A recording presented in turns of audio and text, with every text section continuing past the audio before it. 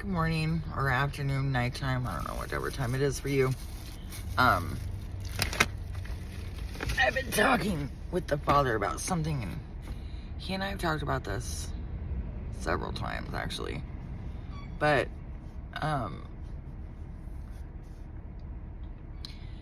I think it, there, I don't know if the camera was dirty, but it's clean now. But I think it, well, he asked me to speak about it, so I'm gonna speak about it. The verse in the Bible, it says, "Ye are gods," and Jesus is talking when that's said. And I've heard people talk about this. I've actually had conversations with people about this. And is what Christ said true? Yes, it is. Yes, it is. We are gods, and yet at the same time, and I've said this on this channel before, I don't think it behooves any human being to think of themselves that way. Not really, no.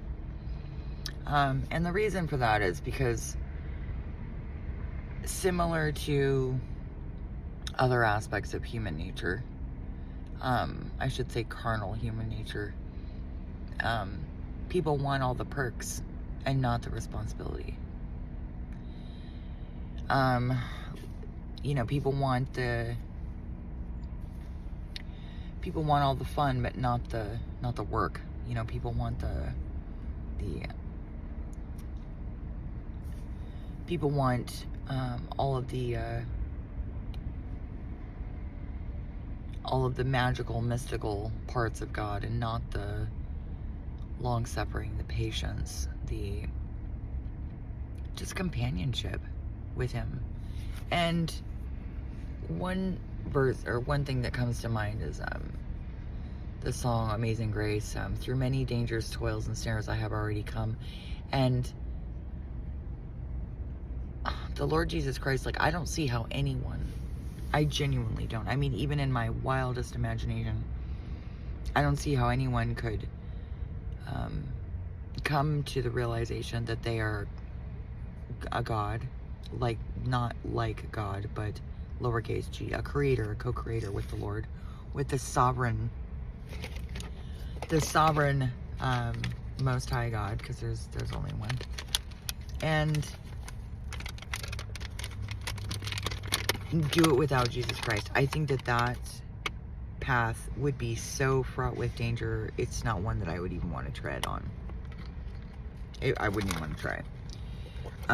Without a guide that has already gone before you and mastered the way, why would you want to do that? So, and I'll say it again, I don't think it behooves any human being to think of themselves as any kind of God. I think that when the Lord Himself bestows upon you the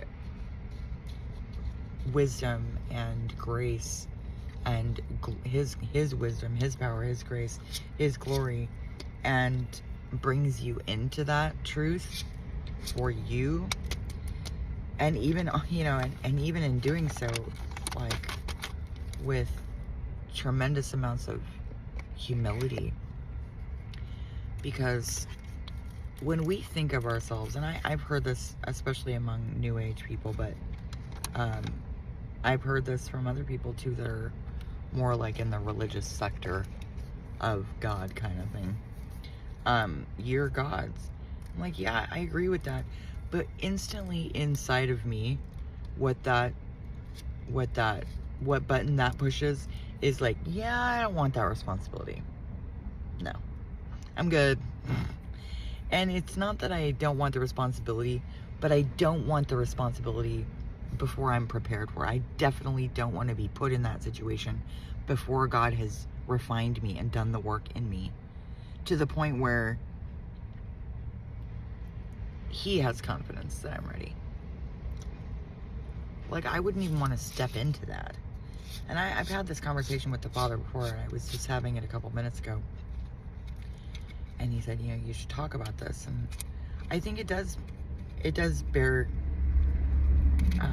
a lot of importance, because a lot of people think of themselves as God, or, you know, God lowercase g, But, like, I shied away from that for a long time.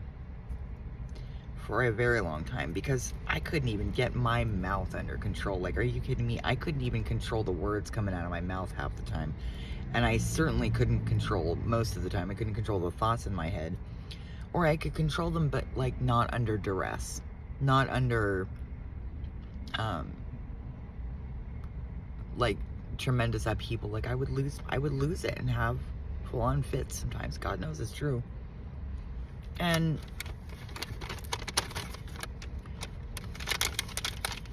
so I knew, and I've always known, that that I wasn't, unless the Lord himself prepared me for that. I wouldn't want it. I literally don't want anything to do with it. Like, unless the Lord prepared me himself, I don't want it. I wouldn't even want it. I wouldn't even step into that. I wouldn't even try to step into that arena of being a God, or even lowercase g God. Like, I don't even care,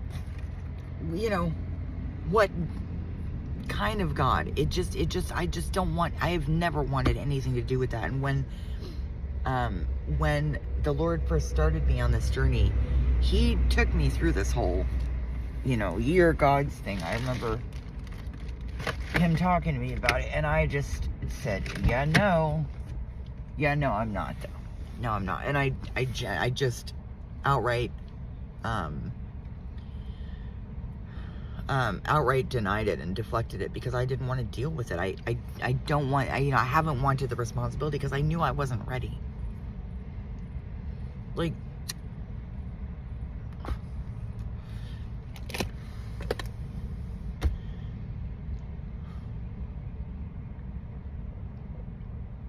it's kind of like kids having kids, or like, or like people who want to sleep together, but they don't want to take responsibility for one another, like potential pregnancy, or potentially bringing a child onto this planet. Like, that's a big deal.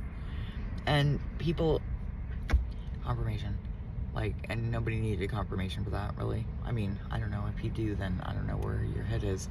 But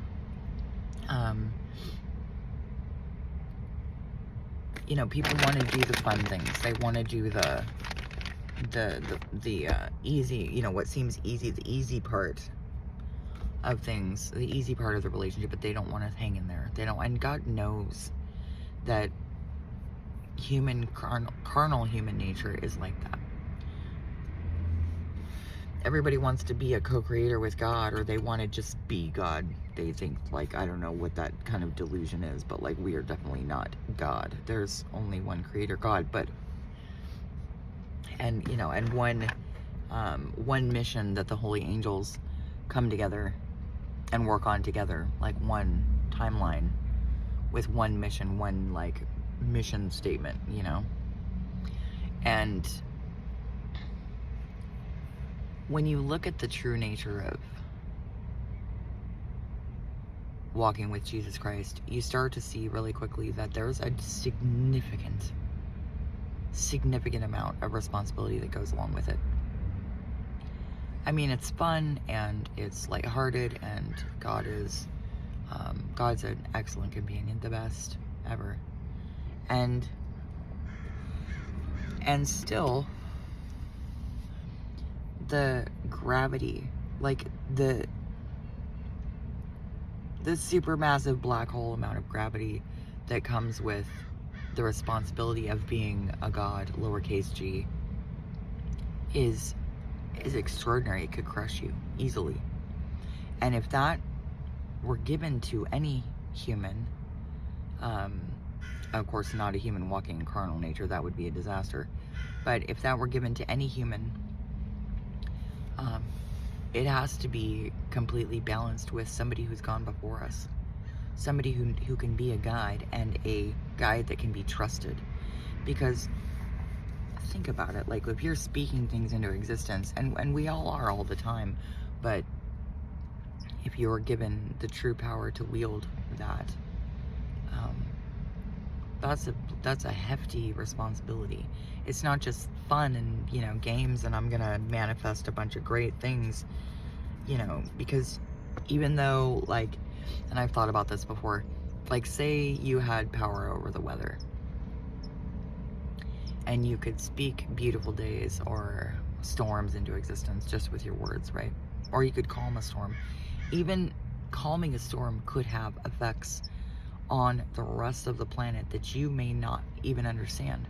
And without the temperance, without the wisdom, without the guidance of the one who knows, you could literally, utterly destroy the whole earth and just about everybody on it.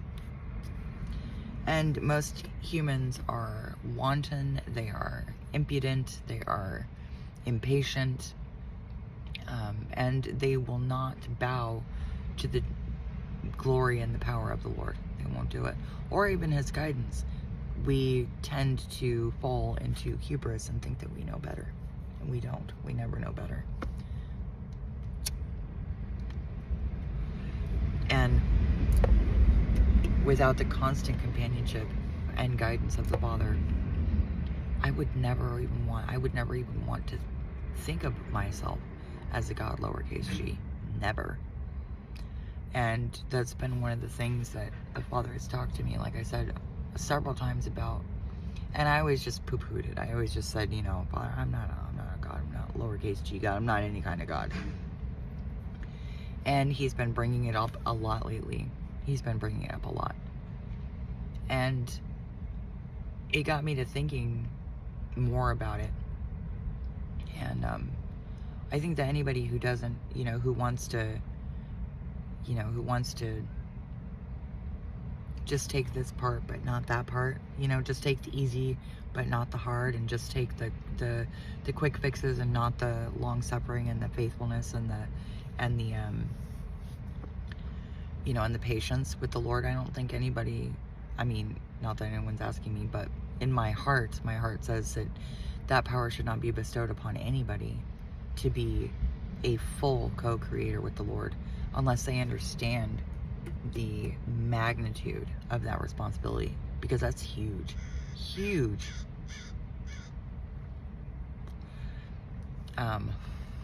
So Father was talking to me about Eden, and he and I have talked about this before too. Eden, like, where is Eden, and how does that work, and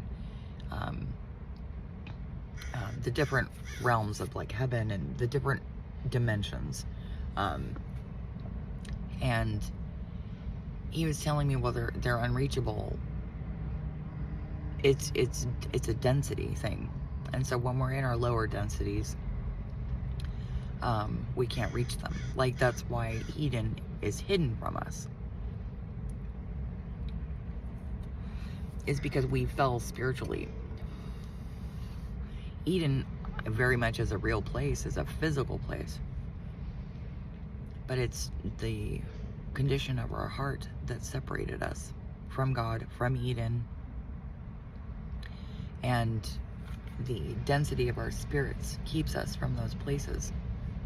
And I know that when the Lord first started me on this whole trip, things looked different to me. Like, they literally looked different. Colors were brighter. Things were prettier. Like, things I, you know, maybe had looked at who knows how many times, but I hadn't seen them for how beautiful they really are. And I mean, there were so many things. And I noticed that right away. My vision, literally my physical vision, changed.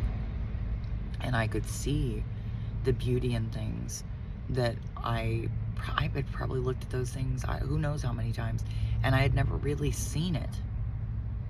And I suspect that it's very much the same with Eden.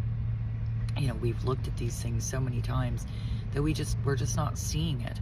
And it takes a movement of the Lord, literally a movement of the Father in our spirits and in our hearts to let us perceive what's really been in front of us the whole time.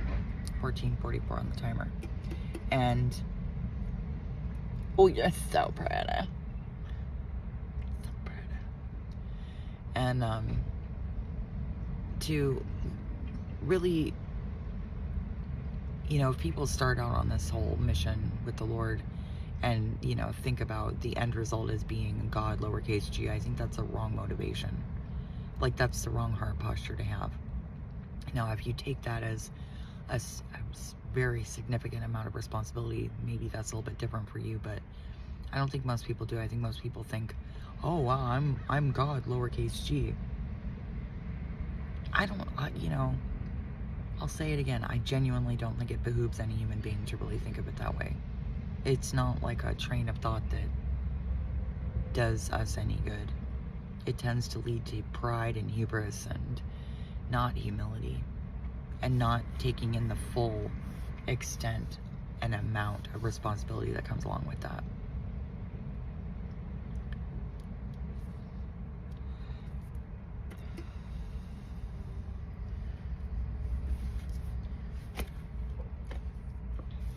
You are loved beyond what you can even comprehend, and supported beyond what you know, and celebrated more than you've ever celebrated yourself. I hope this video finds you blessed. Love, blessings, and compassion to everyone. Take care of yourselves. Take care of one another. Peace be with you.